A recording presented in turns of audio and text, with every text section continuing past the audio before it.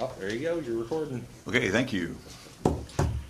Call this meeting of the Grant County Commissioners to order.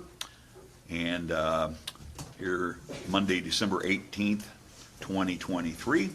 It is 10:01 maybe? Two. Two? Yeah, 10:02. Yep. We're going to be led in prayer today by myself, and then Mr. Ron, if you would go ahead and lead us in the Pledge of Allegiance, that'd be great. Okay, please stand with me. Father, we just thank you for this time, Lord, that you've given us to come in and do the people's business. Lord, we just ask you to bless this meeting and use us. Let us have a good day of deciding what is best for Grant County and what you would have us to do. We just give you the praise and thanks for it. In Jesus' name, amen. Amen. Please join me and face the flag. I pledge allegiance to the flag of the United States of America and to the republic for which it stands, one nation, under God, indivisible, with liberty and justice for all.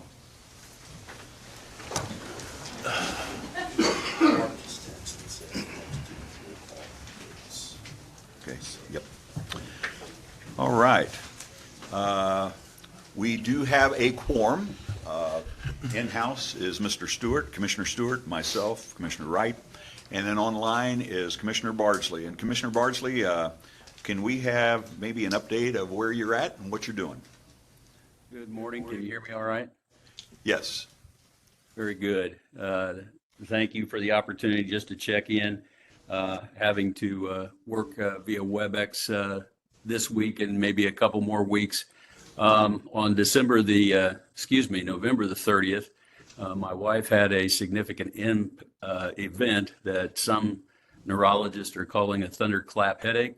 Others are calling a subarachnoid bleed, basically a brain bleed. And by December the 5th, we were in hospitals and preparing for a brain surgery. And so Sharon has gone through all of those items, and my focus has been not only in the ICU and step down units, but giving as much care as possible here at home. So I apologize for not being with you, but things are looking very well. The doctors kept asking when the event happened and why Sharon waited so long to go to the hospital. She has fought migraines for many, many years and thought she was just dealing with another. And finally, she said, let's go to the hospital. They found out what was going on with that subarachnoid bleed. They found an aneurysm. And so that has been repaired, and the doctors are pleased with her recovery. And we appreciate everyone that's been praying for her and her speedy recovery. So that's pretty much where we are, except I'm just not with you guys today. Thank you, Mark. Thanks for the update, and we just wish you and Sharon the best and hope everything turns out good there. Thank Good you. thing you did get home a lot earlier than what you thought, right? Absolutely. And, the doctors are going, she's a lucky girl, she's a strong girl. And I just have to keep adding in that we've got a great God, and he's the one that has allowed us to do as quickly as what has happened in her mending and healing. And so we thank God for that. Good. Thank you. Thank you. Okay, moving into the minutes, need an approval of current claims. I have claims from 12/11 that I gave the pre-approval on. General batch, $568,454.03. Other, $48,636.03. And highway of $27,378.45. For a total of $644,468.51. Again, that was a pre-approval, so we just need to ratify that. I'll make a motion that we ratify the pre-approval for 12/11/2023. Second. Have a motion on the floor, WebEx second by Mr. Bardsley. All those in favor say aye. Aye. Aye, via WebEx. Aye. Motion carried. And then we have our today the approval of 12/18/23 of general, $132,240.30. Other, $263,946.94. And Highway Department, $12,976.47, for a total of $409,163.61. I would need a motion to accept that. So this is an approval, correct? This is an approval, that is correct. So I'll make a motion that we approve the batch for 12/18/2023 in the amount of $409,163.71. I'll second that via WebEx. Have a motion on the floor, a second. All those in favor say aye. Aye. Aye, via WebEx. Aye. Motion carried. Also have a pre-approved claim that was dated 12/4 of 2023 in the amount of $1,068.83 to Elin Financial Services. I just need to ratify that pre-approval. I'll make a motion that we ratify that pre-approval dated 12/4/2023. A motion on the floor, Support via WebEx. support by Mr. Bardsley. All those in favor say aye. Aye. Aye, via WebEx. Aye. And I believe I've got all those out of the way. Is that correct? And payroll. Payroll number 25. It was pre-approval given on 12/6/2023. Date paid was 12/8. Gross amount $609,517.15. I would need a motion to ratify that pre-approval. I'll make a motion that we ratify payroll number 25 as well. Have a motion on the Second via floor. WebEx. Second by Mr. Bardsley. All those in favor say aye. Aye. Aye, via WebEx. Aye. Motion carried. We got the receipt of the monthly report from Weights and Measurements. Don't forget the minutes, Commissioner. Okay, please. Thank you. Let me back up. Let's do the minutes. These would be minutes from the regular session, September 18th, 2023. I think we've all had a chance to take a look at those. I would take a motion to approve the minutes. So moved. Got a motion on the floor. Second via WebEx. Second by Mr. Bardsley. All those in favor say aye. Aye. Aye, via WebEx.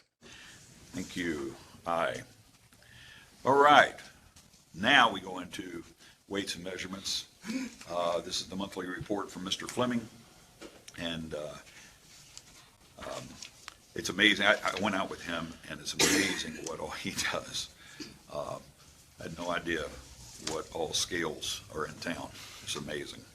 But we'll accept that report. I think that's all we have to do is just to receipt that. Is that correct? I believe Yes. so. All right. Next would be communications and board updates. Any elected officials in the room that would like to speak? Seeing none, board updates, special committees.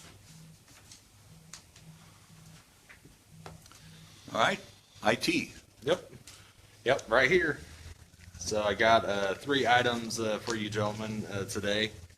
The first item is for our Centrex. So basically, this is the system that manages the fax lines, and we currently get that through AT&T. And that we were on a 3-year agreement, and that agreement has expired. So we're looking to extend that a year. And AT&T supplied me with a 1-year extension agreement. So I'm just looking to get that renewed for 1 more year, so that way I can explore getting those upgraded to newer tech and stuff like that.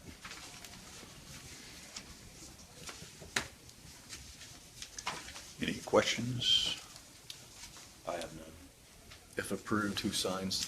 It would just be the Grant County Commissioners. They were the ones who signed the previous agreement 3 One years. signature or 3? I think it's just, yeah, it looks like it's just one.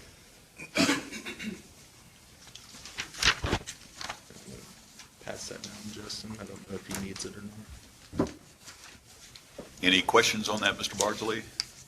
No, Mr. Chairman, I would recommend that in a motion to accept that particular extension, that we note that the vice chairman has the authority to sign on the chairman's behalf when he's out. So I would recommend that as a part of the motion. Okay, I have a motion on the floor. I second that motion. I have a second by Mr. Stewart. All those in favor say aye. Aye via WebEx. Aye. Aye. I will sign that when we get done with the meeting. Sir. Okay? The next item is a 5-year support agreement for our BMS system. I've worked with Vince, our maintenance guy, on this.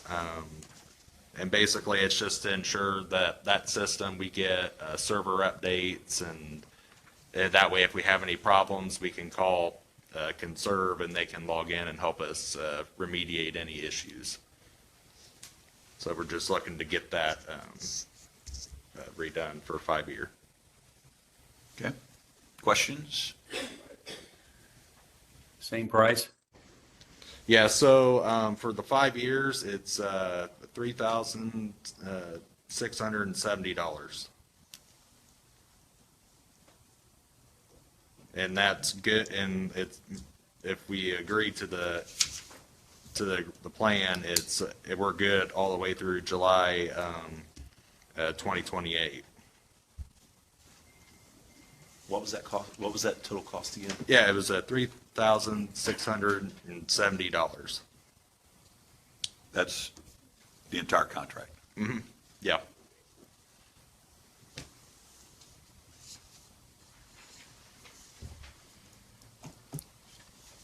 Chair would entertain a motion. Does Mr. Barzay have any more questions? Any more questions? No, thank you. I'll make a motion. Okay, I have a motion from Mr. Stewart to accept the $3,670 contract to take us through the end of July of 2028. I'll second that via WebEx. Second by Mr. Bardsley. All those in favor would say aye. Aye. Aye via WebEx. Aye. Motion carried. And the last item I have for you is kind of a 2-in-1. This is for the replacement equipment for the EMS office. As we all know, they had a fire out there and they lost some equipment out there. And this is to replace their printers and copier. So we have a purchase agreement for the equipment piece, and then we also have a update to our maintenance plan, so that way we can get the new equipment on our maintenance plan, so that way we can get toner and supplies and support for it. The total cost for the equipment is $6,750.42, and that includes one IMC 2510 copier, and it also has 2 HP color LaserJet printers, and those also come with extra paper trays.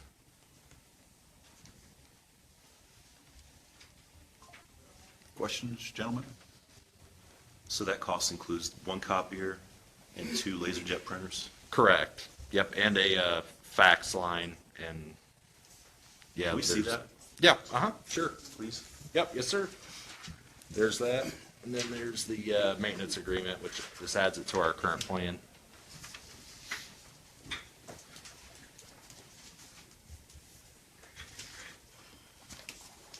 Mr. Chairman, Yes.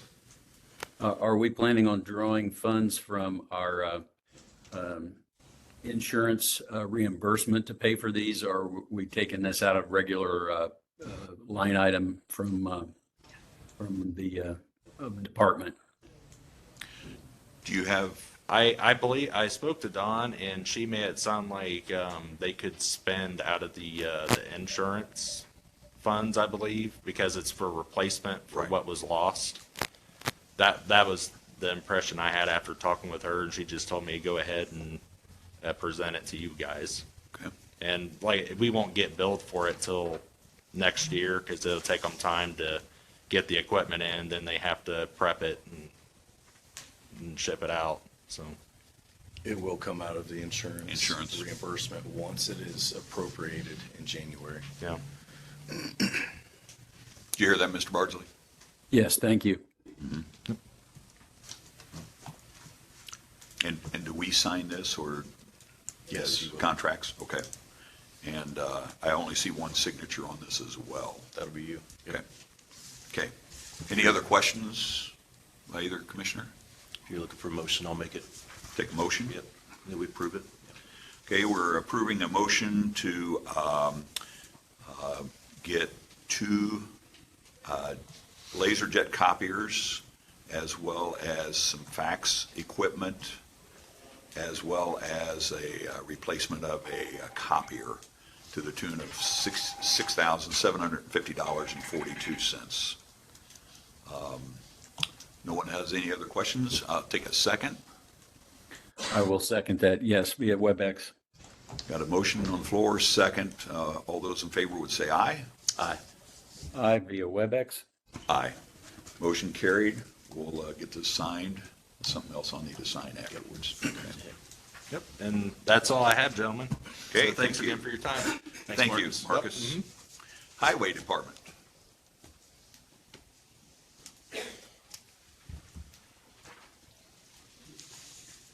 Mr. White? Sure you're glad that that snow's staying up north? It's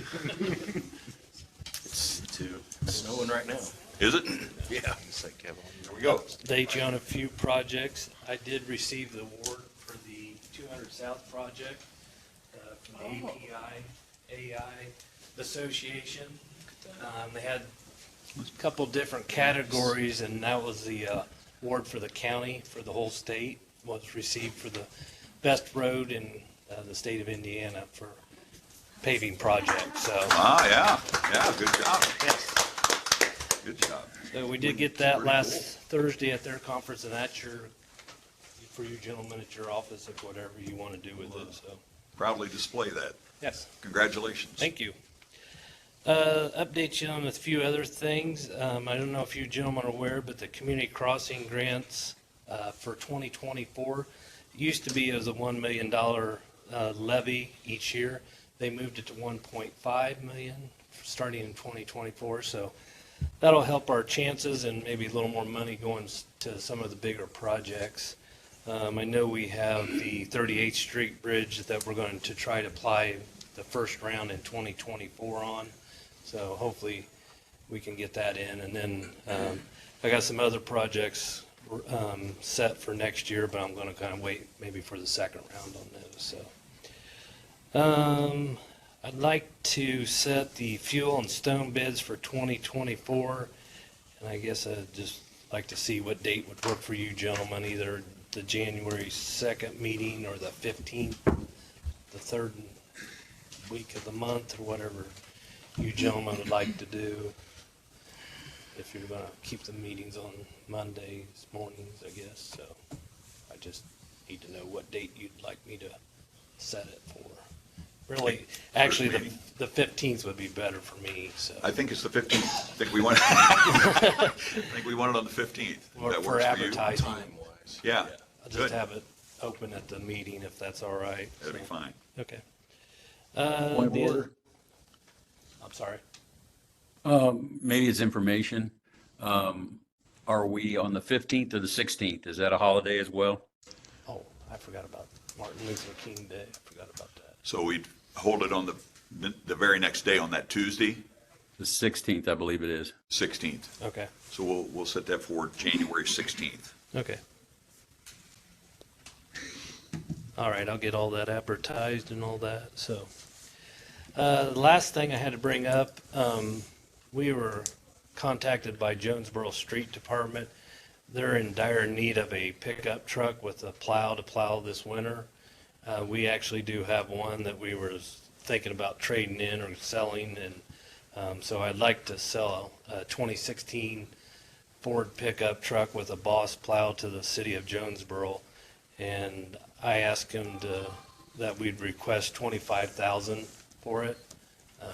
I've kind of looked online and got quotes, and that's ballpark, I think, is fair to them and us too. So if you gentlemen will have a problem with that.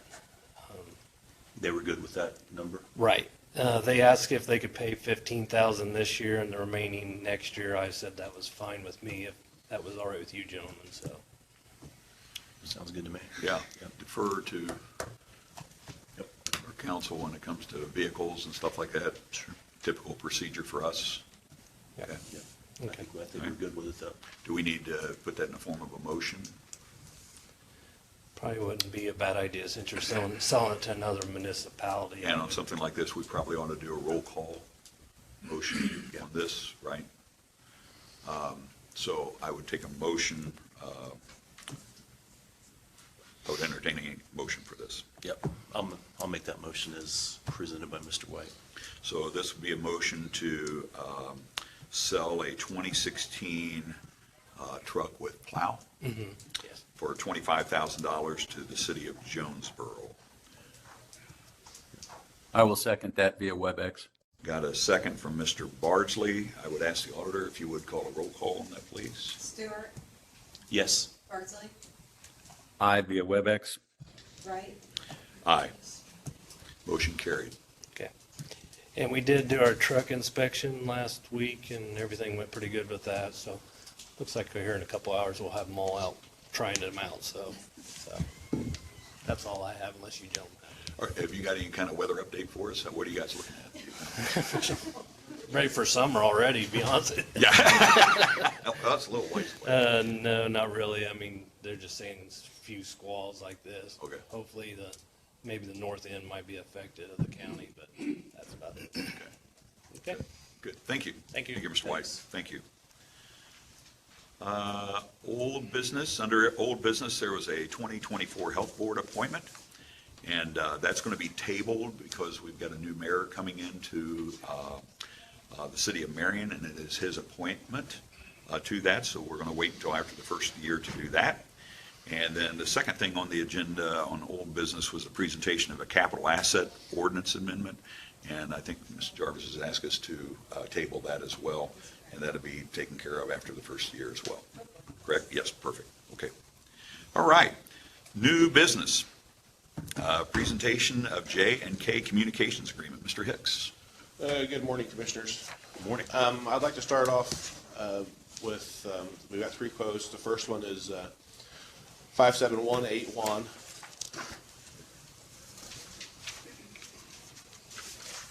If I get my iPad to cooperate here. There we go.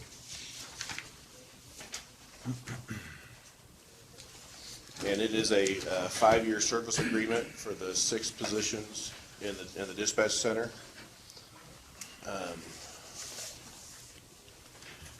For 2024, the price would be $39,608, and then there would be for 2025 it would be $38,612. For 26 it would be $39,608, and then for 27 it would be $39,608, and for 29 it would be $41,246.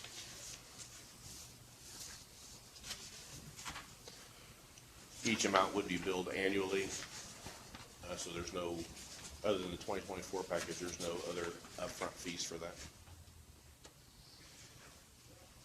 And that just maintains system, software updates, 24-hour on-call for emergencies, service, and that kind of stuff. So the $238,290.60 is over the 5 years. Correct.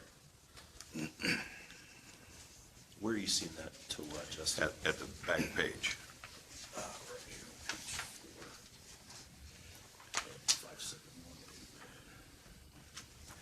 Yeah, it says this is a 5-year service contract billed annually. Okay.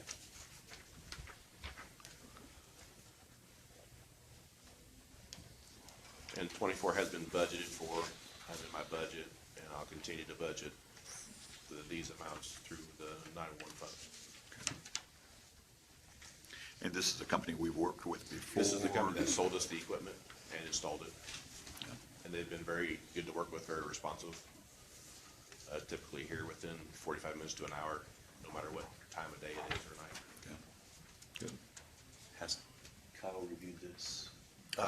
If you would, if you're looking to approve it, pending attorney review. Okay.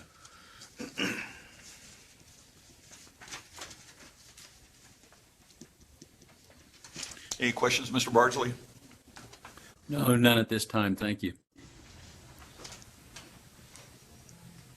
You want to do these individually, or you want to do all three as one?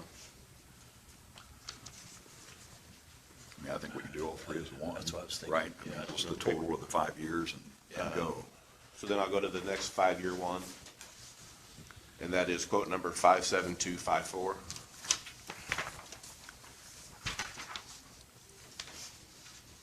And this is for the microwave communication links that we use between this building and our towers, 3 tower sites. So there's a microwave link that connects this building with our Riddle site, and then each tower then has 2 microwave dishes to connect the 3 towers together, so they are always communicating. And this is a 5-year plan, and would again be billed annually. And let's see here. Is this the one, this is 75,000, Yes. 295? Yes, yes. So for 24, 25, well, they're all the same except for 28. It would be $14,910 for 24, 25, 26, and 27. 28 would be $15,665 or $55.50.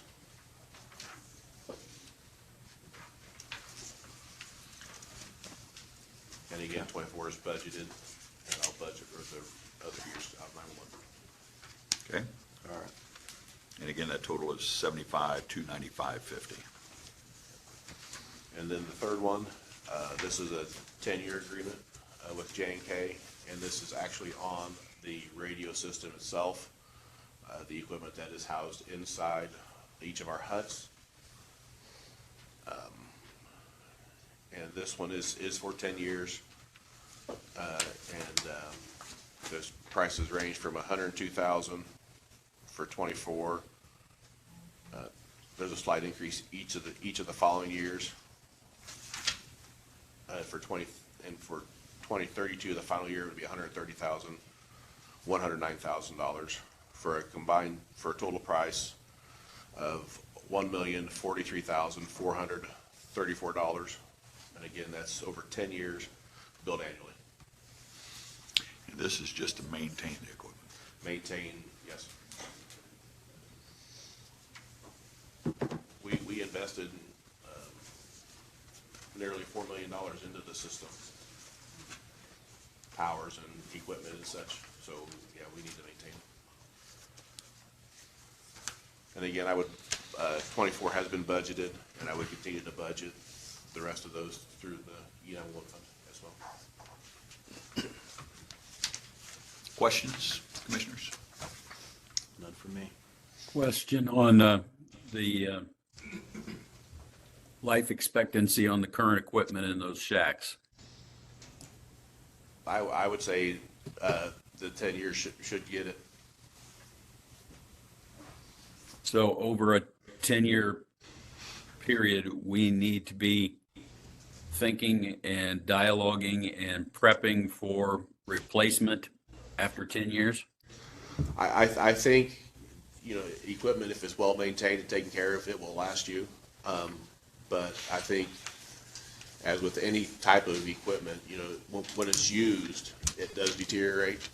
So barring any natural disaster or anything like that, it should be taken care of. I'm out there every week looking things over, making sure things are operating correctly, checking the fuel in the generator, looking for errors, issues, and that kind of stuff. So as long as we take care of it, I think it'll take care of us. And is there a reason that we have some 5-year contracts and now this one's a 10-year contract? So, I'm not sure what the reason behind that is.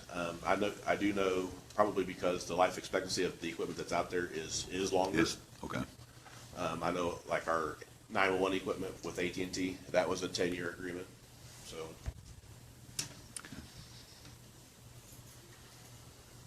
Any other questions? I'm good.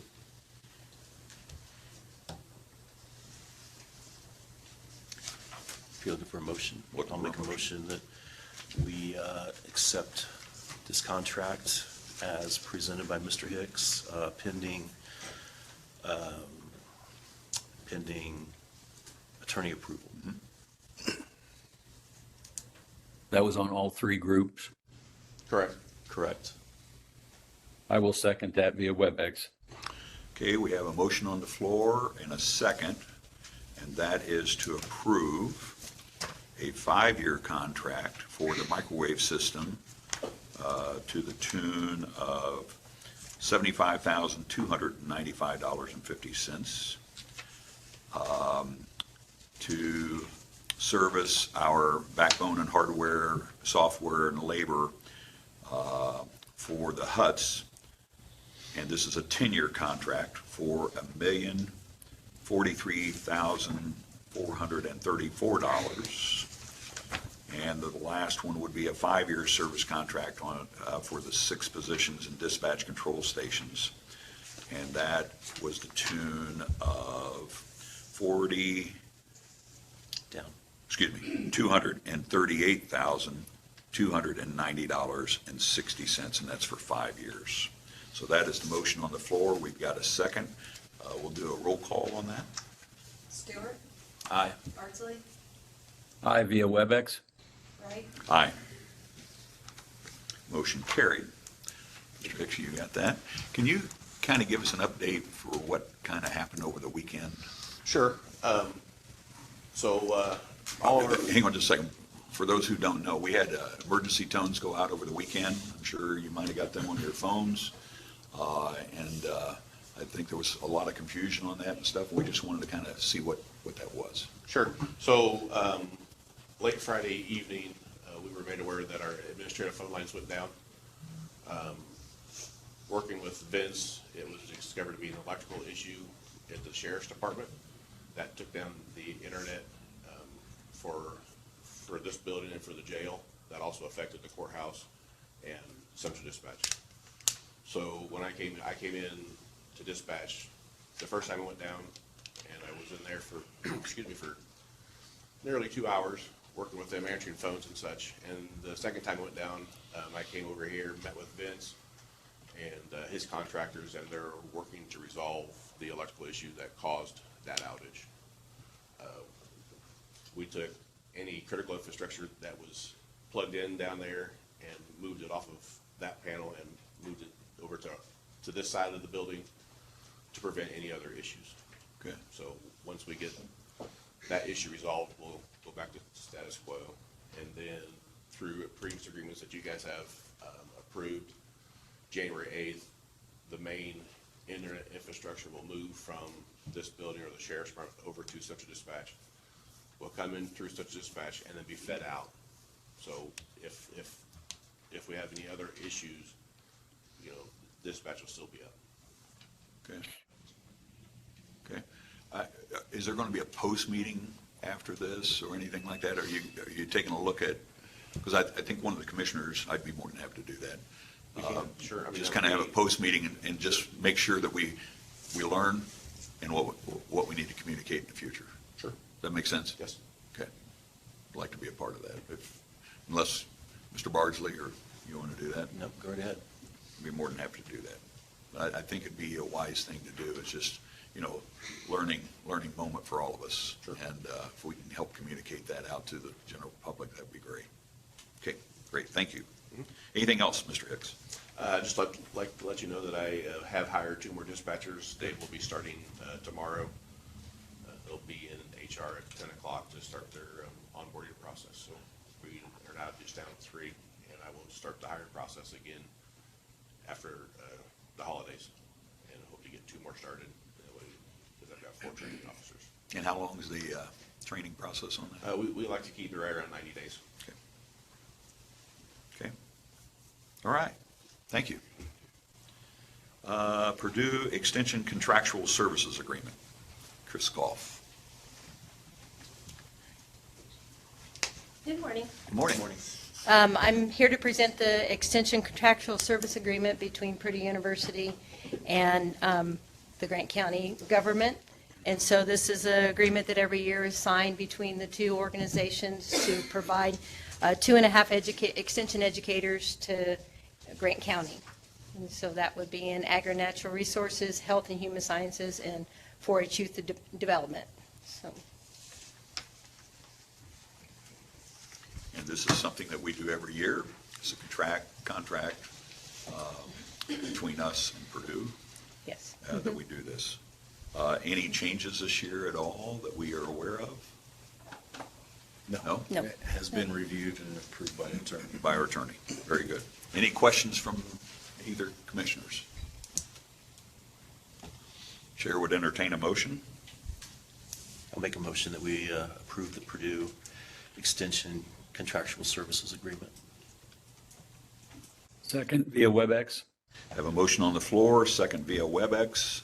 Call the roll, please. Stewart, Aye. Bardsley, Aye, via WebEx. Wright, Aye. Motion passed. Thank you very Thank much. you. Appreciate what you do. Thank you. All right.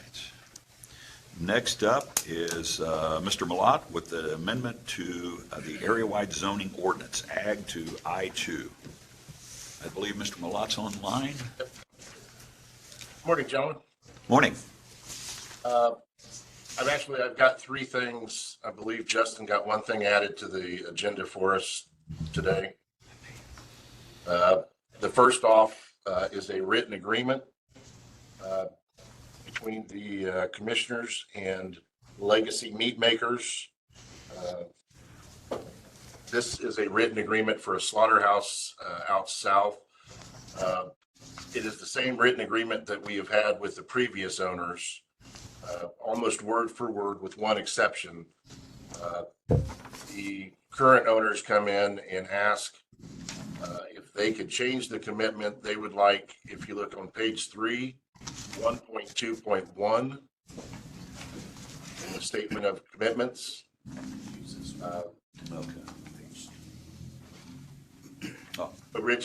Sorry. I was just giving them the updated amendment. Originally, because of all the issues we had with the previous owner, we had not allowed them to have retail sales. The new owner has come in and they have asked to keep everything within the commitment, but they would like to have some retail sales.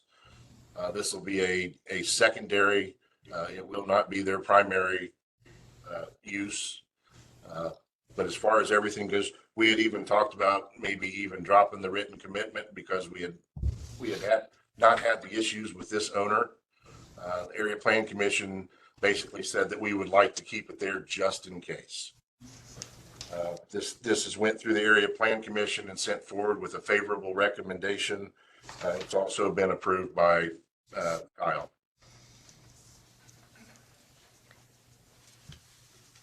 Okay. Questions, commissioners? Any questions? No, I was just going to ask if it had been approved by the APC, so. Has. Mr. Bardsley? No questions. I would move to approve the updated agreement as recommended by APC. I'll second Mr. Bardsley's motion. Have a motion on the floor by Mr. Bardsley, seconded by Mr. Stewart. Call the roll, please. Bardsley, Aye, via WebEx. Stewart, Yes. Wright. Yes. Motion passed. Okay, Mr. Milan. All right, second on the agenda, should have an MOU in front of you. Bill Walters of ECI RPD has actually offered us an intern for 2024 for 15 hours a week. They are going to pay for the intern. He said he knew we had a lot going on and he would like to offer it. You should have the agreement in front of you. They'll work 15 hours a week. And Mr. Walters basically said, I don't care what they do as long as they work 15 hours, and we've got plenty of work for them.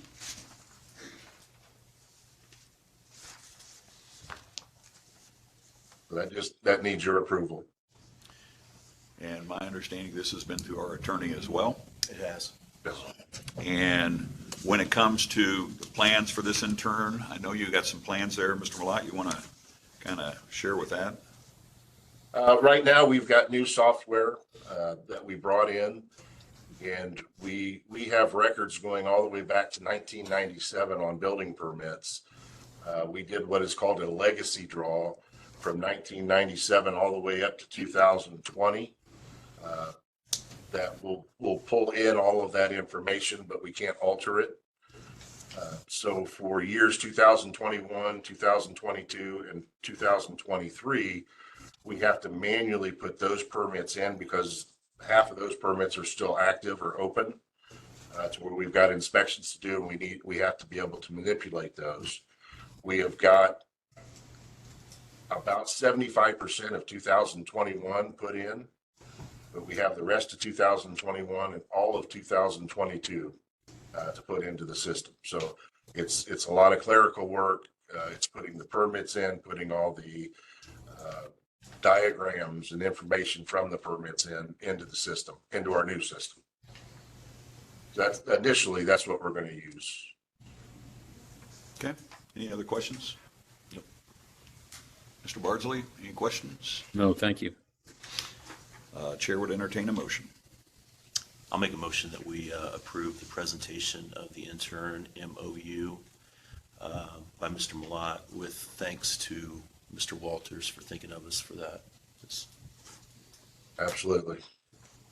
I will second that via WebEx. Have a motion on the floor by Mr. Stewart, second by Mr. Bardsley. Call the roll, please. Stewart. Aye. Bardsley. Aye, via WebEx. Wright. Aye.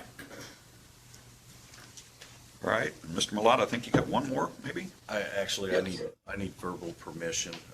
Oh, to use for Commissioner signature? Bardsley's stamp on that. So is that a roll call on that as well? No, No. Just a permission from Commissioner Bardsley. Commissioner Bardsley, would you give permission? Absolutely, use my Okay. stamp. Thank you. Thank you, sir. Okay. And Mr. Malat? Lastly, we have got the Grant County pond ordinance we're introducing to the commissioners. This came about so far this year. Area Plan has had several issues come up with ponds this year as far as setbacks, fill dirt, where it's being put. We've had some ponds going in line with roads or around curves. And currently, we do not have an ordinance for ponds, which we're considering 1 acre or less. So to discuss that, 1 acre or less, we're considering a pond. 1 acre or more, those ponds or artificial lakes actually have to go and do a Rule 5 and go through USDA Soil and Water. And then once they go through that, they have to come back to us for a grading permit. But we had nothing for a pond that was 1 acre or less. So I discussed with the Drainage Board and the Health Department their thoughts on whether or not we needed a pond ordinance, kind of discussing some of the stuff that we were dealing with. They both came back and said it would be a good idea, so we did some research. I looked at all surrounding counties around us, and everyone has a pond ordinance but us. From that, and then those range from anywhere from a paragraph to 8 pages.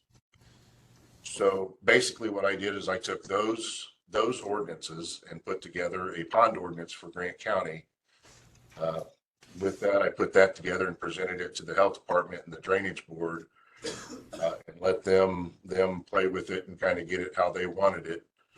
Once I had consensus from the drainage board and the health department, I then presented in September the bond ordinance to the area planning commission, who put it forth to a public hearing in October. In October, it was approved and sent forth with a favorable recommendation to the commissioners. It has been looked at by commissioner's attorney. So we are now bringing it to you with your approval. I will then take it around to all the towns for their approval also. So that's kind of where we're at. So you get our approval first, then you take it to the towns. Is that correct? I usually start with you and then I'll travel it. Okay. Okay. Questions? I don't have any. Chair would entertain a motion.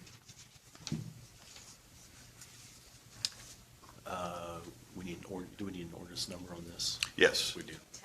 10. I will make a motion that we approve ordinance number 10-2023 as presented by Mr. Malott. I would second that motion via WebEx. Have a motion on the floor, second to approve ordinance number 10-2023. Roll call, please. Stewart, Yes. Bardsley, Aye via WebEx. Wright, Aye. Motion passed. Anything else, Mr. Malott? What is that? Okay, thank you. gentlemen. Thank you very much.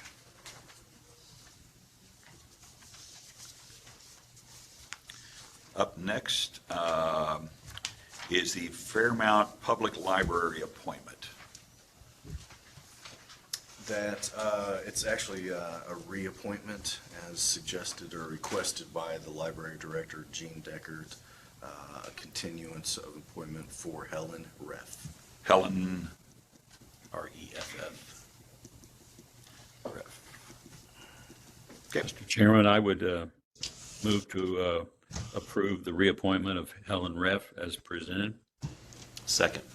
have a motion on the floor, second by Mr. Bardsley, second by Mr. Stewart. Call the roll, please. Bardsley, Aye via WebEx. Stewart, Aye. Wright. Aye. That appointment is reappointed. Credit and signer authorization, Justin. We're trying to get new credit cards through a different company, and they need authorization for the person in some kind of meeting minutes to obtain credit on behalf of the county. So I'm assuming we're going to base that around Commissioner Stewart. And we're able to build underneath that as far as other departments are concerned. Okay. I believe, Mr. Stewart, you had a little bit of problem with our past credit card, correct? And that's what's kind of driven this to where it is. Yep. Right? Yep. Any- I've had a couple issues. Couple issues. Yeah, with that credit card, so Okay. we're looking at other options. Okay, very good. Any questions, Mr. Bardsley? No, I'm familiar with the problem and agree we need to resolve it. Okay, Chair would entertain a motion. I'll make that motion. Have a motion from Mr. Stewart, Support from Bardsley via WebEx. support from Commissioner Bardsley, that we have a new credit card and signer authorization. Call the roll, please. Stewart, Yes. Bardsley, Aye via WebEx. Wright. Aye. Motion passed. And then, last item on the agenda is a great opportunity for us to recognize someone that has given a lot of time and energy to this county, and that would be Dwayne Ashcraft. Is Dwayne with us today? He was online. I have not seen you. He's showing online. Dwayne? He's probably in the back room. Dwayne, if you're in the back room, come out here.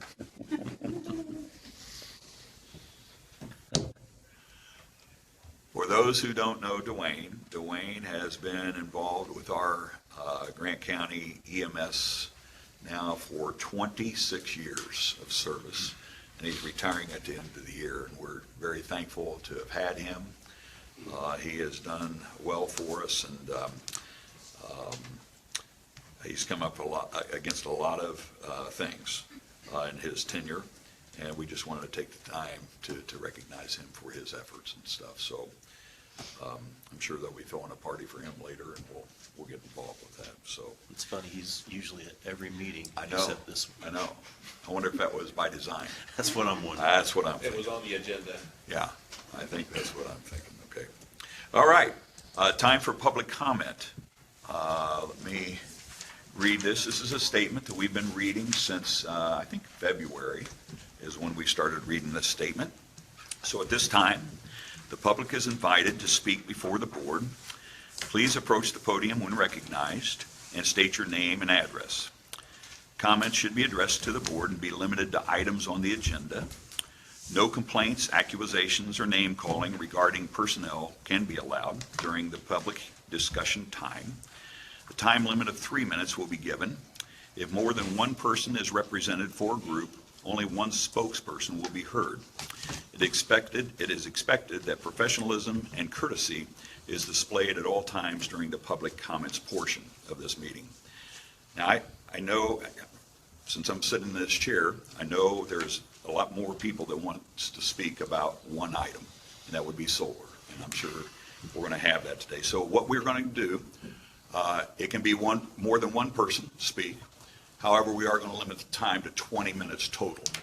So because we've got a Board of Finance meeting after this, okay? And so we're going to limit it to 20 minutes. And so anybody who would like to come up and speak, keep in mind that your time is part of the 20 minutes that we're going to give. When it comes right down to it, just letting you know, the commissioners at these meetings, unless it's a public hearing, we don't have to open up the floor to any comments. But because of the situation that we have right now and the interest of those in attendance, we would like to go ahead and open it up for comments. So we'll go ahead and let that time start. Randy Atkins, Fairmount, Indiana. Could you guys help me understand how the origin of what you just read, Steve, came about? Yeah, it was back when the first of the year. Mr. Stewart, you want to talk to us a little bit? Yeah, so when I came on board, this is something that we did when I was on the Madison Grant School Board. And I attended a couple of the meetings and seen that they were not very respectful. So I decided, I offered it up to Mr. Bardsley and Mr. Wright that we basically have some kind of guidelines, something to kind of conduct these meetings, the public comment portion of the meetings. And so I kind of borrowed what we did at Madison Grant, the school board, what we read before the public comment portion of that, ran it by our attorney, and that's how it came about. Okay.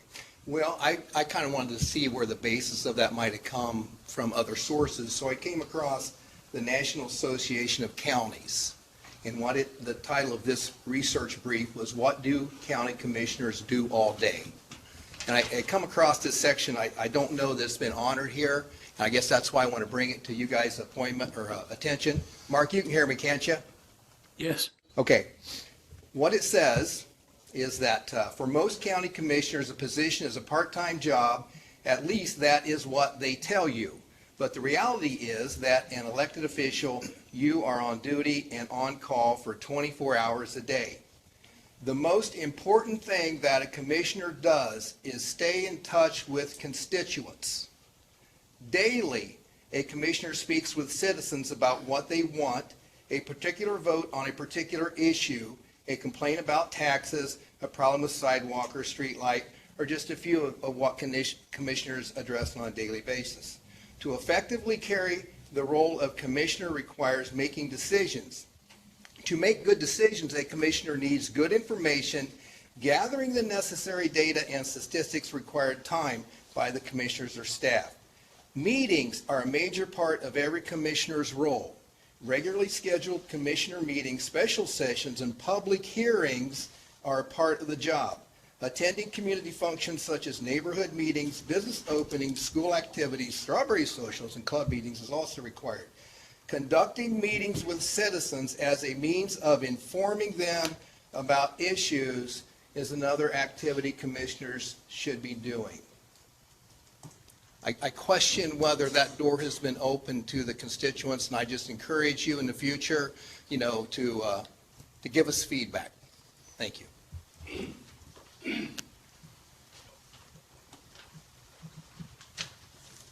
Myron Brankle. This is not solar, so don't start the 20 minutes yet. The last commissioner meeting, I'd asked Mr. Barsley and then you, Mr. Wright, and Mr. Stewart, if we would call a public meeting, we would like for you to come and answer questions. There's a lot of questions that commissioners have never met with us as public, farmers, homeowners, businesses, and everything. And right now, the area plan is in disarray. People have been moved off, new on, that have no knowledge at all about the solar ordinance or anything else. And Mr. Barsley told me today I'd get the answer, whether you will or will not meet. We've discussed it, Myron.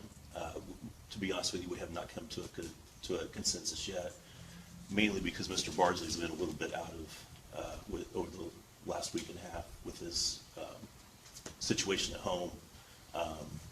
We just haven't we've talked about it, but not recently. So the way it's been left is we're definitely open to it. It's just a matter of when it is going to be, the timing of it. But we don't have an answer for you today. Yeah, we'd call a meeting. Today, we just want a yes or no, whether you will meet. Let me speak to that. We're very much contemplating that. We're taking a look at the logistics because we want to do, it's not going to be in this room. No, I mean, we'll have the location. We'll take care of the location. No, we will. Well, you can do that. Because Because, we again- elected you and we pay you. And we're the guys who call the meetings. No, this would be a meeting we call. Because the commissioners have never met with the public. So And- you're proposing that you will set up a meeting Yeah, at a location and let us know, and then question. then we'll let you know, we're to let you know if we will attend or be there. Am I understanding that correctly? Yes. Mhm. I mean, it's a meeting that all Grant County can ask the commissioners a question. It doesn't necessarily have to be on solar. But the commissioners have never been open to meeting with the public and answering questions. And today, we just want yes, no. We have to make sure that it fits our time frame. Well, we'll do that. Okay. We'll make sure it fits your time frame. I mean, are you talking about morning, evening? I mean, I'll be honest, if it's in the middle of the day, I work at Muncie, so, I mean, I don't know that I'd be able to attend. It depends on when it's going to be scheduled for. If it's in the evening, I could probably make it, but. Whenever suits, whatever Okay, time works we, for we, everybody. we got somebody at the podium. Please respect the person at the podium, okay? I don't see why we couldn't meet, however it would adjust to all three of the commissioners. But the thing of it is, I mean, the people in this room have never asked a commissioner in a public meeting or any question pertaining to solar or whatever. And you guys have always been in the background. And there's just so much disarray in this county right now. I mean, ever since you made that motion for draft 4, I mean, the county is in complete disarray, hate, anger, and there needs to be questions answered. So, are you saying you will meet? I mean, Mr. Bartley was supposed to give me the answer. I don't think he's been, surely you have 5 or 10 minutes you can meet together. Yeah, we've talked about it. We just haven't had to come up with a consensus yet, so I guess I'm gonna leave it to like this. I mean, I guess it depends on when it is. I certainly will do everything I can to be there. If you're looking for a firm yes or no with no specifics, then I guess my answer is no. What specifics? When and where it is. Oh, but we'll have that. So, yeah, We'll make sure that it fits. that's the all. best I can do. Yeah. Myra, I would definitely try to be there if I could. What's your thought? Well, as long as it's a conducive meeting that's going to be something other than just attacking two individuals. It's not going to be an attack meeting. Well, the APC meeting was. And so if that's the type of meeting that we're going to have, am I interested in that? No. But I'm more than willing to sit down and listen and talk and give reasoning why I believe some of the things I vote on. More than happy to do that. Okay. More than happy to do that. Open to the public. Open to the public. Okay. As long as the meeting is conducted in an orderly fashion like we've had today. It would be that way. Because if it's not, then we have every right to walk out of it. What about you, Mr. Bardsley? Via WebEx. Thank you for your inquiry, and of course, we have not talked about this since I've been with my wife in an ICU unit and step-down unit, and we've just gotten back. The question I still have is coming to a meeting that is not a public hearing may put some unique restrictions on the commissioners, which it may be easier to actually have a public meeting that the commissioners call. Again, we'd have to talk to the attorney about that, but until we get past probably the next 30 days, I'm going to be very limited on what I can and can't do in the public right now. It won't be a public meeting that the commissioners call. It'll be the elected or the residents of Grant County, farmers, homeowners, business, everybody in Grant County. Just a sit-down meeting and ask questions or answers that we don't know. I mean, you guys know. Is there rules on that, though? As far as There are. As far as the three of us being In the room. Yeah. That's not a We are public hearing, technically in meeting if we're together, yes. because you got a quorum. Anytime there's two or more. So what about it? We just got to figure out the logistics of it. That's why I say, where Well, we got to find out if we can even do it. attorney, Yeah. we got to talk to our attorneys, make sure that that is legal to do. And I'm assuming you two are running for reelection. And so maybe you can't really have a meeting with people unless you talk to your attorney? Not understanding where you're coming to with that question. What, I don't Well, understand your question. if you're running for reelection, So this is about reelection. no, it's not. Well, you just brought it up. I'm asking you, are you running for reelection? I'm planning on it. And with Mr. Bardsley and his situation and me and my situation with my spouse at home, I'm planning on it. But things can change, Mr. Brankel. My life changed 2.5 years ago. I know My that. wife, wait, listen to me. I'm listening to you. No, you're not. I'm done. Anything else, Mr. Brankel? Sure is difficult to get a yes, no answer. You just got it, that we're contemplating, and yes, we are thinking about it. Correct? Is that what we said? I'll be back and I'm sure you will. the next meeting and see how you're contemplating. Thank you. Where are we at on time, Mr. Satoff? I didn't start the 20 minutes. Okay, let's start it now. Okay. Because we got to get into this Board of Finance meeting. Linda Morgan, Upland. It sounds like what he's describing is a town hall. And kind of going along with the election coming up, that's something a lot of people, or a lot of candidates like to do. If that's a different direction to consider it for you guys, on top of, everybody wants to know what's going on. And that's not, I like coming to these meetings because I learn about a lot of things going on. So that's just, I wanted to kind of follow up.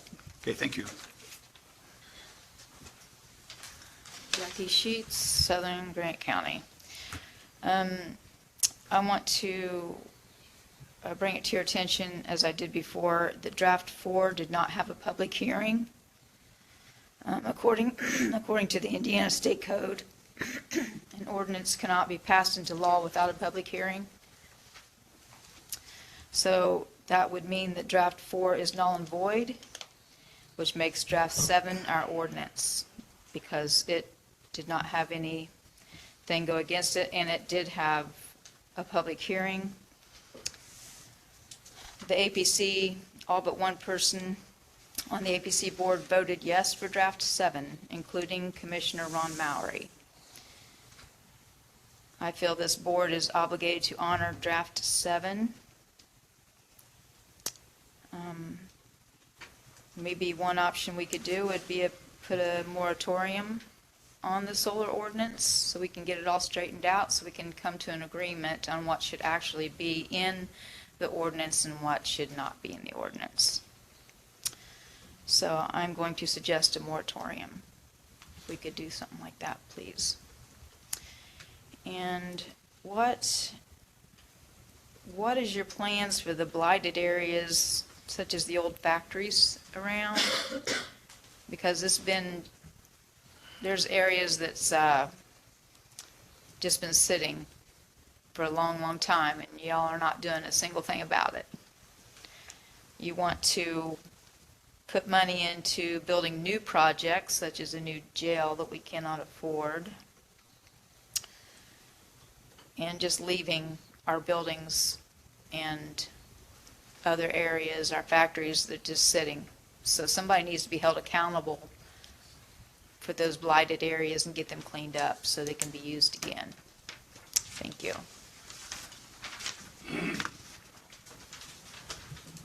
Jason White, Upland, Indiana. I just had a question for Steve. The paper that I gave you, was you able to look at it, see some things on it, have any questions? Yeah. Jason, I'm trying to think of the paper. I'm so sorry. 6 or 7 pages on just revenue, what a farmer spends in the yes. county. And I apologize. I have not had a chance to take a look at that. I've had some other documents I've been going through. But I do have that in my packet, and I am going to be going through that because I have read a lot more information when it comes to, I've been quoting 190,000 tillable acres. It's actually 181,000.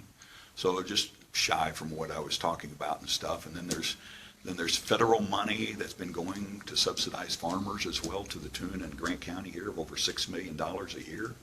that changes with administration, but I'll agree. Yeah, and so, I'm digging into a lot of things, and that is going to be some of the dialogue that I get into, and I really want to understand that. So I apologize, couldn't remember exactly what you're talking about, but I've got it in my pocket to research. My So next do you thing. have any objection to me getting a copy of that? No, I'll I give should have him a made more copy. copies. In fact, I'll give Mr. Barsley one too as well.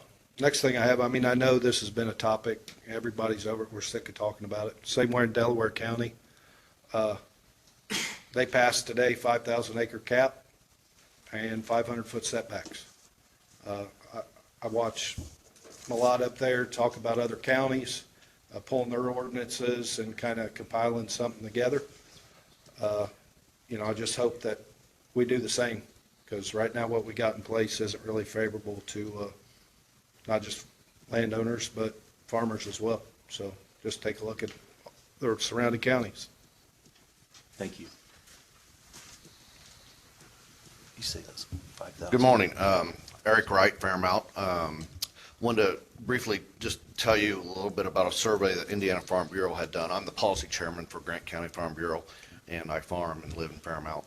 And I'm just referencing this to you, Mr. Wright, because you had mentioned a couple times that for as many people there's maybe against solar, there's as many people, and correct me if I'm wrong, but there's as many people that were for solar.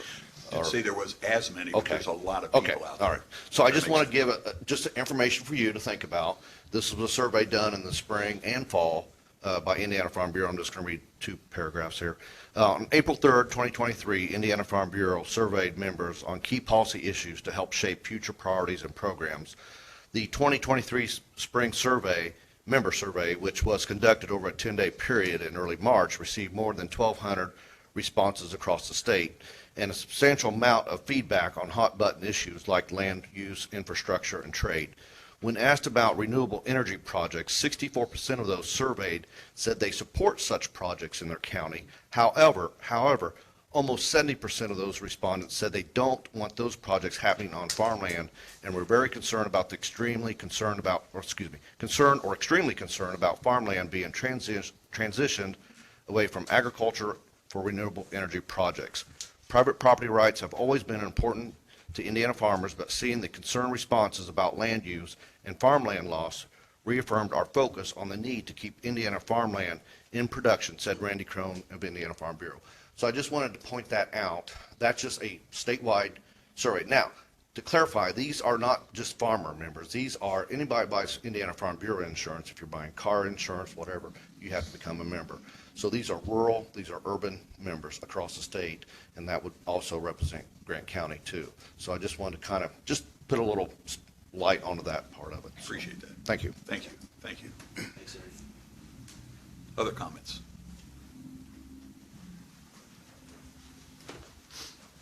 Mr. Wright, sir, how you doing? Good. Mr. Stewart, is that your name? Okay. Yes, sir. We didn't meet at the APC. Mr. Bardsley must have left. I just want to kind of encompass. What's your name, sir? Dallas Street. Okay.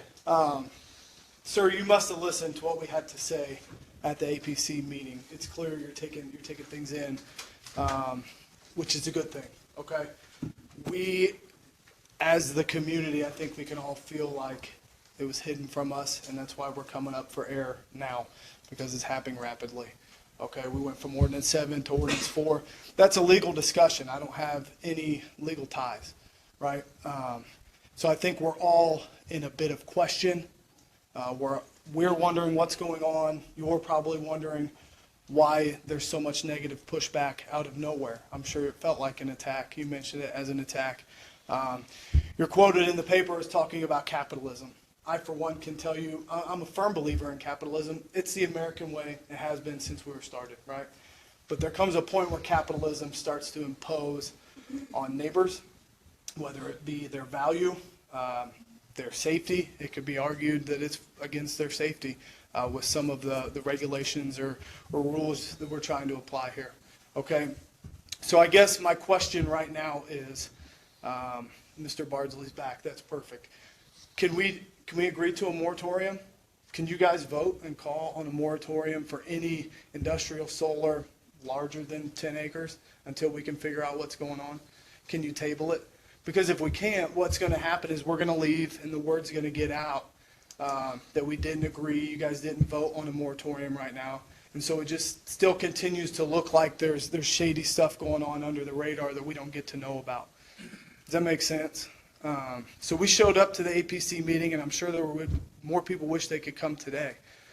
We just want to know what's going on as a community, and without any type of action from the commissioners who hold the votes and get to have a say, ultimately, it just looks like we're still trying to push the narrative a little bit without us knowing. And if you keep going long enough, we'll get tired and we'll stop coming, and I don't think that's going to happen.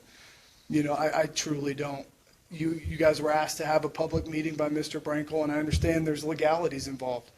But again, you know, to give the answer that you did, it appears that we're just trying to push the issue down the road, And I understand discussions need to happen with Mr. Persinger about what you can and can't do, when we can and can't make it. Does it have to be a public forum or does it not? But to us, it looks like we're just pushing it down the road. Right, and we're just getting verbal service and we're not getting any action, kind of like I talked about at the APC meeting. And I don't think that was meant to come off as an attack. You were there, sir, you weren't there, Mr. Bardsley was there. But there's some frustration going on within the community because of how we feel.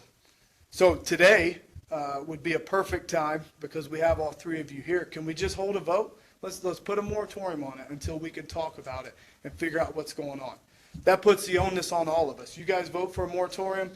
We work with you to have a meeting, and we get it all laid out. And as soon as we can do that and we can put all the pieces together, we can lift the moratorium.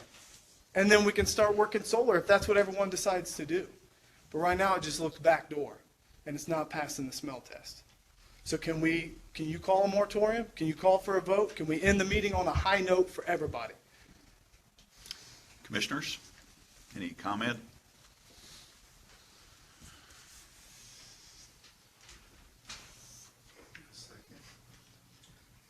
We're doing a lot of research, and we're finding out. We're seeing the leases. We know there's leases that aren't posted. I mean, there's laws being broken by these companies. GeneX is one of them. And they're talking to farmers, and they're doing stuff under the radar too. And if you look federally, this renewable energy thing's starting to fall apart from a federal level. It's not just state. You've got car manufacturers that are begging the federal government, stop making us sell electric vehicles because no one's buying them. So from the top down, it's starting to fall apart. And then from the bottom up, you've got a handful of farmers that are wanting it for the money purposes only, but they're not looking 5-10 years in the future when this goes belly up. And the county ultimately is stuck with it. And it may not be you guys either. You could be well on your way and out of county government, but at the end of the day, the county, my kids, me, you guys, your kids or grandkids, we're going to be stuck footing the bill. So I think we can just level it out today. You guys hold a vote. Put a moratorium on any industrial solar over 10 acres. No leases, don't accept anything, don't let Malott entertain it until we can all meet and figure it out and put together an ordinance that makes sense for the county, business, and citizens alike. Is that fair?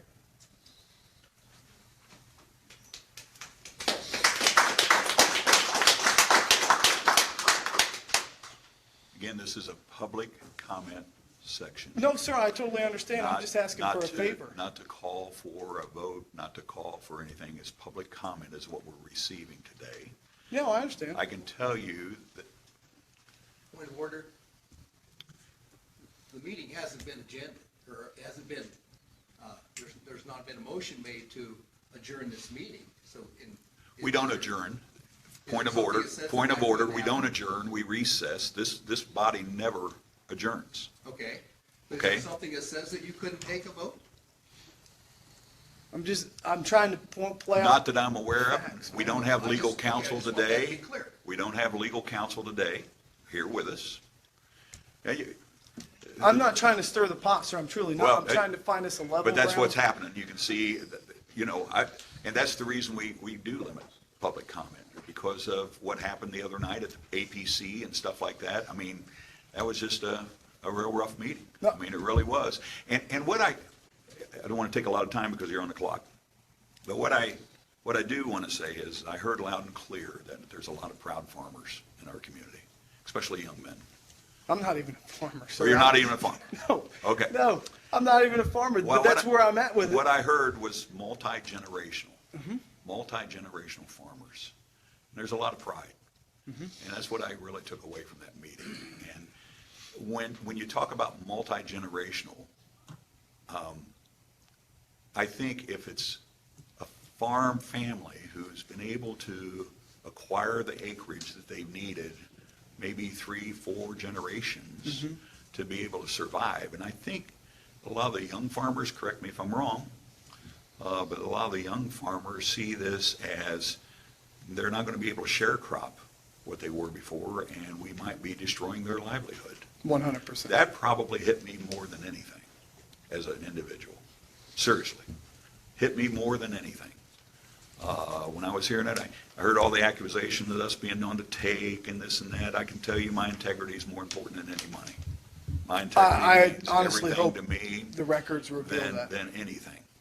That is not my style. I've never been like that, never will be. And if it takes that to do this job, I'll step down. Because that is not what this is about. This is about projects coming in that's a lot of money into our community and trying to figure out how do we pull ourselves up, because everybody talks about the blight of the factories and things like that. These factory locations aren't big enough to do an industrial solar farm to make it worth anything. It really isn't. You know, you got Dana out there with 57 acres or something like that. We talked about that earlier. You wanted to, you know, clean up these places and stuff. We don't know. We're in the middle of taking a look at doing a phase one on it, on environmental studies. We got to figure out what we can do. And that wasn't being done before. This group is doing those kind of things. And again, it's a city issue, not a county issue. Understood. But those are things that we can't do. But I don't see, I didn't hear any motion from any other commissioner. I would say, hopefully we'll have you something by our next meeting or two. I just want, we can do it right now. Yeah, it's not, for me, it's not going to happen. Mr. Stewart, can you propose it so we know where you stand on it with your constituents and the citizens of the county? I'm not going to propose it. I've been very vocal about being against solar. Okay. Yeah, but at this time, I don't think it's the. Mr. Bardsley must have walked away again. He's probably conveniently. taking care of his wife. Understood. So we're not going to get any type of moratorium vote today? Not today.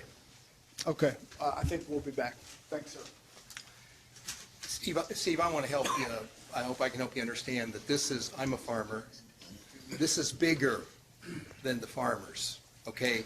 These are the property owners who live in the rural areas that have invested their life into their home that is going to be impacted drastically by a 10-foot chain link fence with 3 rows of barbed wire 50 feet from their property line, with the potential of it being on 3 sides of their home. This is bigger than just farming and the farmers. There are hundreds of property owners, residents, tax-paying residents who went to the country for a reason, and it wasn't to see industrial solar surround their home. So I'm going to ask you, when you speak in reference to how this is impacting, that you look at it broader than just the farm sector. Thank you. And I have done that. In fact, I went out and talked to somebody that lives on Lawson Road. He's going to be surrounded by 3 sites. Spent an hour and a half with him. Does that concern you? Would you? That's the reason I won't talk, because that's what I get. Yes, it does. I'll answer that question. Nolan Holloway, Marion, Indiana. Steve, at the APC meeting, you call us a mob. And I want you to do something simple and look up the definition of a democracy. This is just a democracy, and you just need to do your job. I don't understand why we are being called a mob for creating a democracy. That's a problem.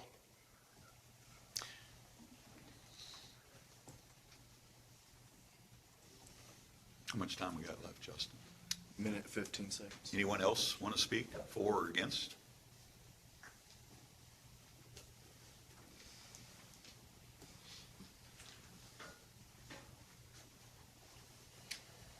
Brenda Warwick. I live on Willing Pike towards Matthews, and I'm going to be completely surrounded by solar panels. I'm worried about the flooding. I'm worried even about how the temperature will be outside my house. It's that close. I mean, I'm probably 2 acres to the west and maybe 4 or 5 acres to the east of me. So yes, I worked 35 years as a grain buyer in Agricor, and just got my house paid for. So there is concerns, yeah. Mrs. Warwick, I'll share with Steve and Commissioner Bardsley where you're at on that map. I'd like to see that.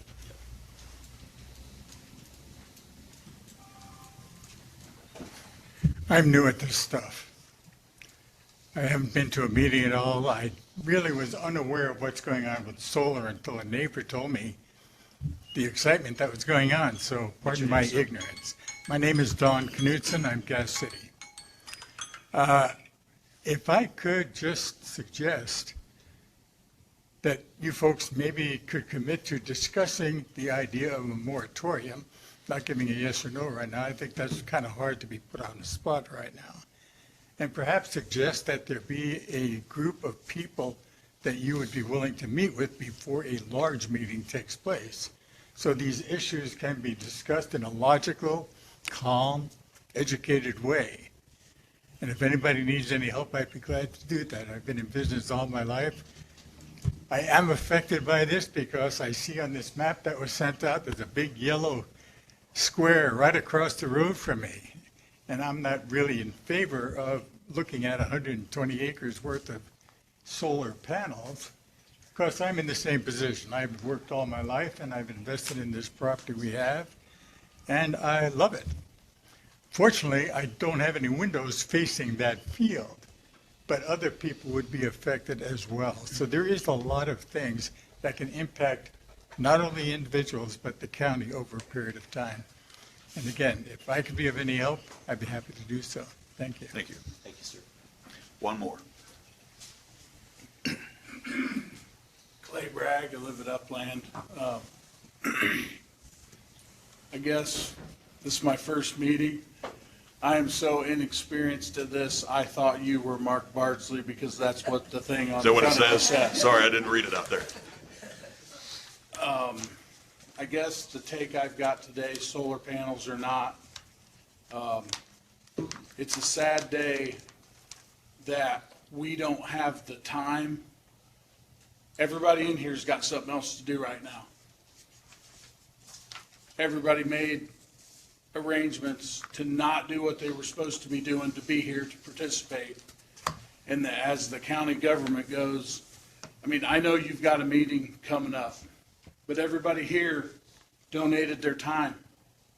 Everybody's got something else to do always. I work on the road 250 days a year. This guy works at Muncie. Okay, I get it. But there's got to be a way that the people of the county can say what they've got to say and have somebody listen to them. What that way is, I don't know. But there's got to be a way, and the way that it's always been doesn't work. So we've got to have a way. Thank you. Thank you. Can I ask one question? Steve, you were saying a while ago that you met with somebody out on Lofton Road that was gonna have a, what was, you said, now, what was their feedback to you? Very concerned. Very concerned. In fact, we sat on his back porch, so I could, I'm sure that's the reason he had me sitting there. And he said, you know, this is what I got to look at now. And he's very concerned about that many solar panels coming in. And so what I shared with him, I didn't know who the company was at the time, but I'm going to get with that company, and I wanted them to show me what they're going to do to protect this guy. Now, I know we could put it in an ordinance, you know, but the ordinance of draft 7, if you aren't aware of that, it was a 1,320-foot setback northeast, southwest from any structure. That's what was in ordinance. So your property line 1,300 feet out in that. Any structure. So a home, a barn, a shed, any structure was 1,320 feet. Now think about that. That's a quarter of a mile that way, quarter of a mile that way, quarter of a mile this way, quarter of a mile that way. Okay? Tell me in Grant County where an industrial solar farm that wants to harvest the sun can locate. No place. Okay?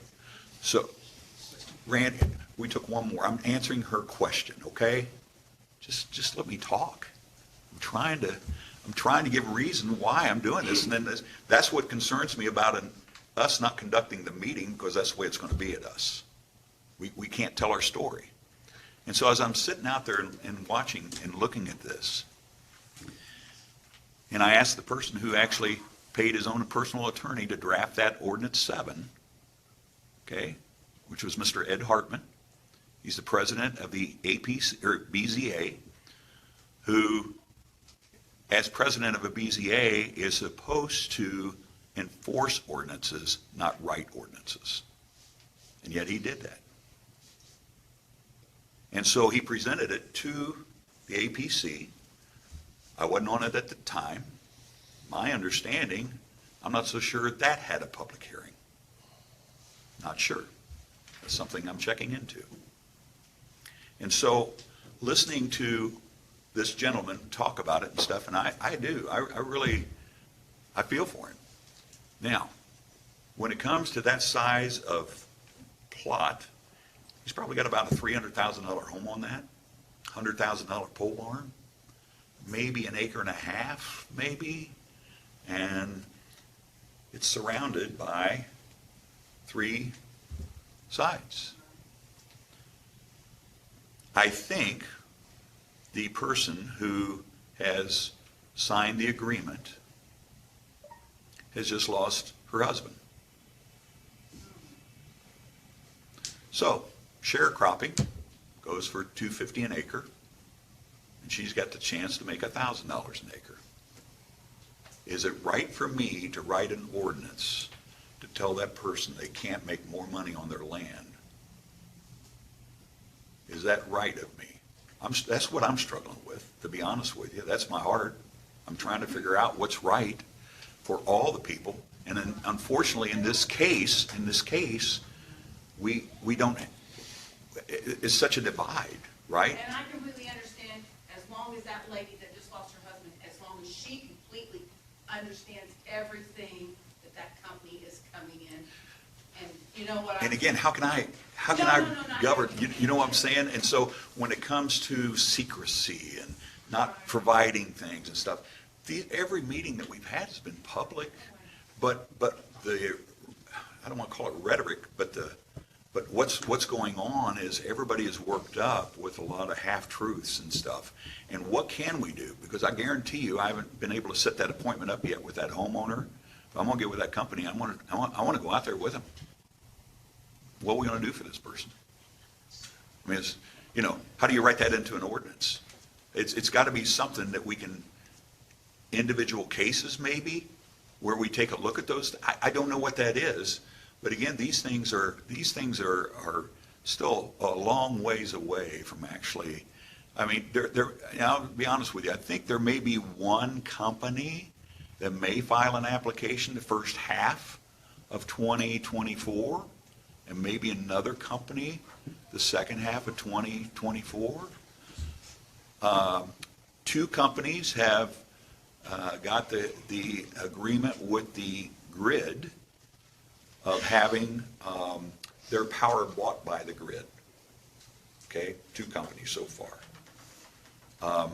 I think they've got enough land amassed, signed up, to go ahead and do this. Okay? Looking at it, the other companies, I think they're 2 years away from the electric company saying, we'll take your power, if they even will. And I can honestly tell you, this is no story. This is, again, no fear-mongering from me. But last December, when we had that burst of cold air come through and the wind, we got emails as commissioners to say, can you have your residents turn down the power or turn down their heat because we're taxing the grid. We're taxing the grid. Now, I don't know about you, I love to go to a light switch and turn it on and it works. I love to have heat in my home in the winter, and I love to have cooling in the summer. But if we get to the place where we're taxing the grid, and so the story comes up so many times, well, this power isn't even for us here in Grant County. Well, when the electron's running through that wire, it's saying, oh, I can't stop here in Marion, or I can't stop in Gas City. I got to go all the way to New York. That's not the case. Electricity doesn't work like that. It goes to the grid. Wherever the power requirement is, that's where we pull it down from.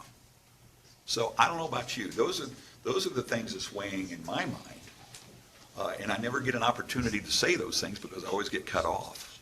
And I can't thank everyone enough here this morning for being respectful. I thought this was a great meeting. If we could have these kind of dialogue meetings where we can share information, I'm all into it.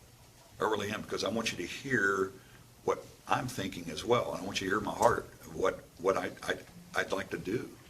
But I just know that when this whole thing started, there was only 20 or 30 people. And then I went to a event out at the fairgrounds where I got called being on the take and this and that and stuff.